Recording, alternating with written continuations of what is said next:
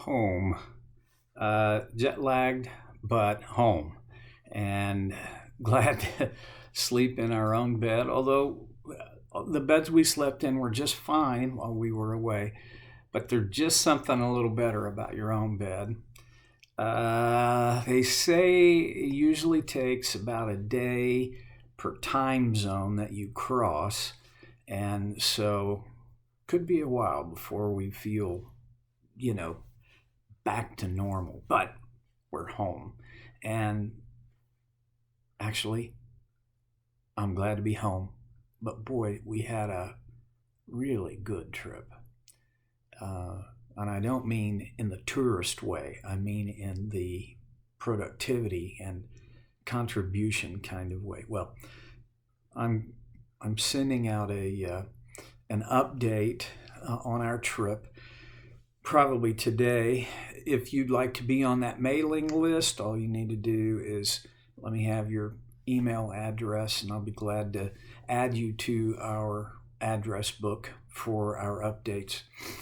But that's not why we're together this morning. We're together this morning to pick up uh, from First Timothy chapter 3, where Paul is talking about the character qualities and qualifications, this profile of a man who desires to serve in a noble office, the office of an overseer, an elder in our more modern terminology. So, in verse 4, now I know I keep replowing ground, but we got to go back there to get the full context always. He must manage his own family well and see that his children obey him. And we've talked extensively about the fact that you, as a parent, get the privilege and the honor and responsibility of training your children in how to respond well to life under God's authority, because you are an extension of God's authority. So you see that your children obey you. This man sees that his children obey him. Just quickly touch on it again. There's a lot of different ways to do this. A lot of people believe that the most effective way is that your children need to be afraid of you, and so they won't step out of line for fear of getting smacked, emotionally or physically. That is a way. It is perhaps the least effective way. I read an interesting study, the results of an interesting study that reviewed, there are basically four kinds of parenting. There is the neglectful parent who just isn't there, okay? There's the abusive parent who is abusive. There's the authoritarian parent who rules with an iron fist. And there's the authoritative parent who is in a position of authority, but his or her authority is legitimate and is exercised in an intelligent and balanced way. Right. Of those four styles of parenting, a kid raised in these four different ways, which way do you think produces the most at-risk kids? I would have thought the neglectful. I mean, because kid's on his own, and I would think that would put him at risk. No, not really. I left out. I just realized I left out one of the. There's more than four styles. One of the styles is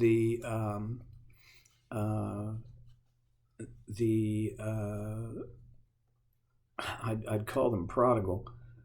My brain, my synapses have not yet caught up with Central Time, so I'm a little bit slow. But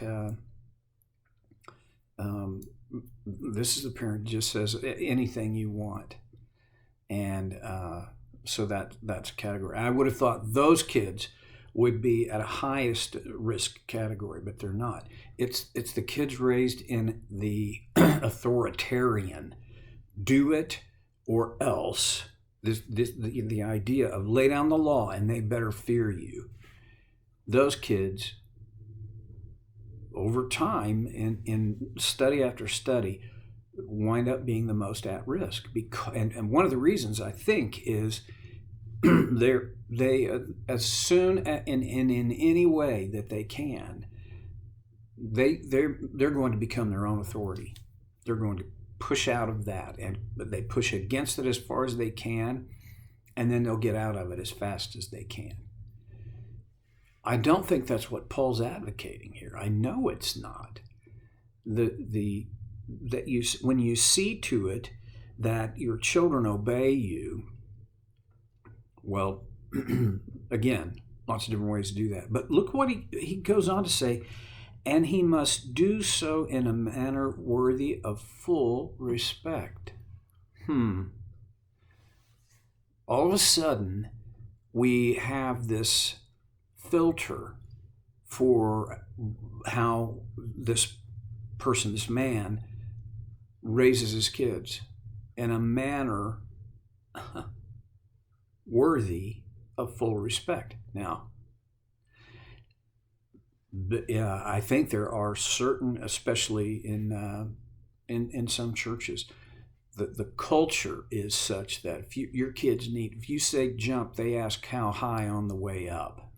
Okay, that's authoritarian, right? And in that, which I consider a broken church structure model for relating, in that situation, you don't get the full respect unless your kids are, they just, boom, they do ask how high on the way up. I don't think I am committed to the fact.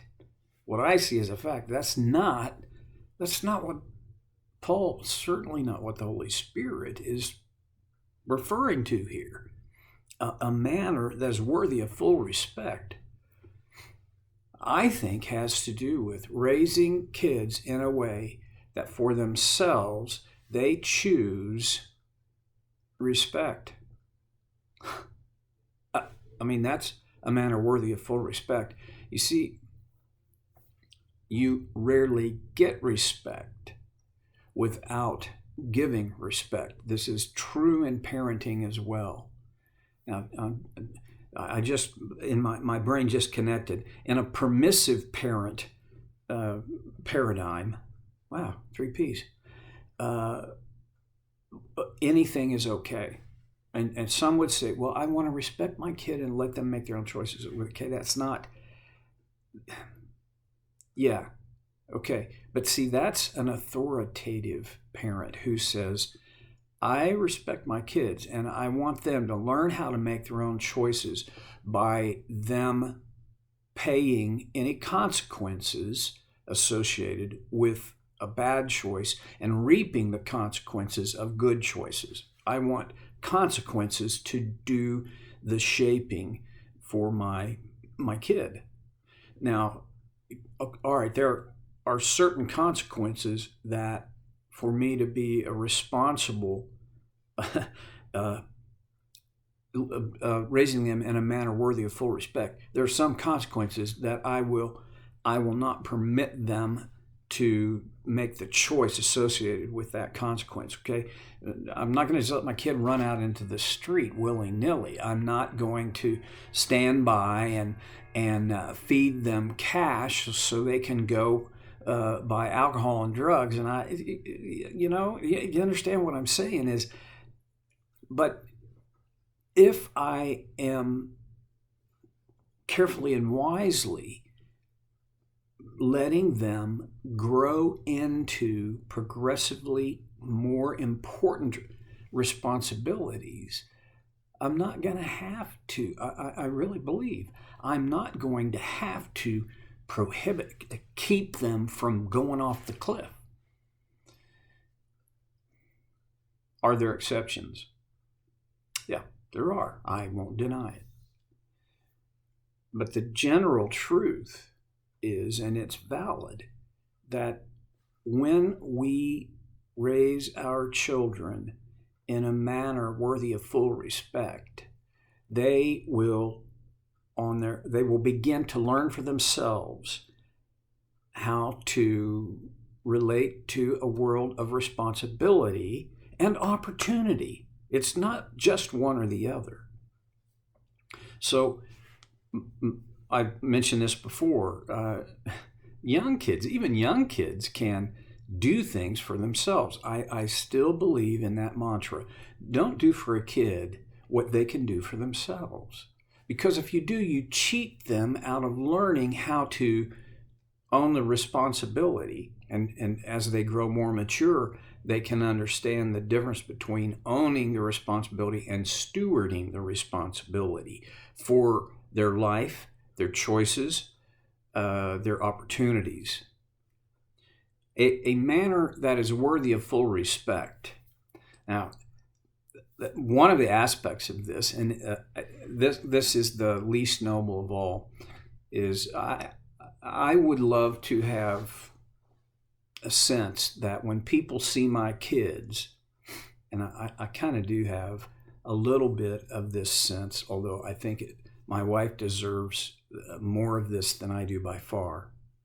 But when they look at our three daughters, now all grown, mature adults who make good choices and live their lives well, when they see them, I want them to think, their parents did a great job.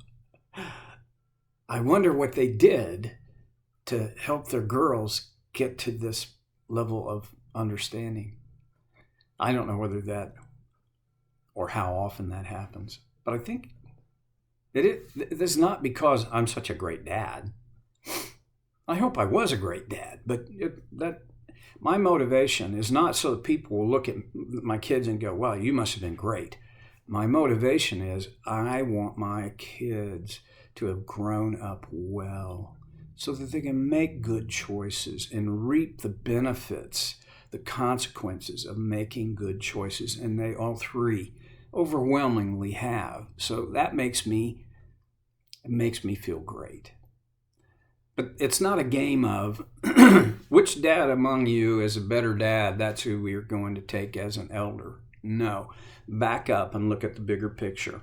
An elder, a man who is who should be considered for the role of overseer and elder, his family, his children reflect the values, noble, worthy, balanced values that are necessary in the man who would fill this role. In fact, Paul goes on in verse 5. If anyone does not know how to manage his own family, how can he take care of God's church? So there you go. Here's the point. And I think it points back to the fact that the church is God's family.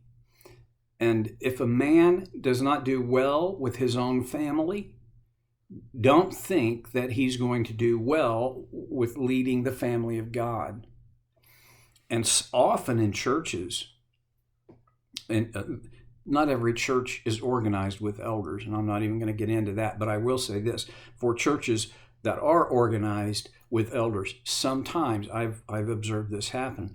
They select men who seem to have it together because their business is thriving, have a great reputation in the community, but their kids don't even come into the picture. They need to. Well, we'll move forward from this because I think the point's been made next time when we get together on So Care with Stevie Boy.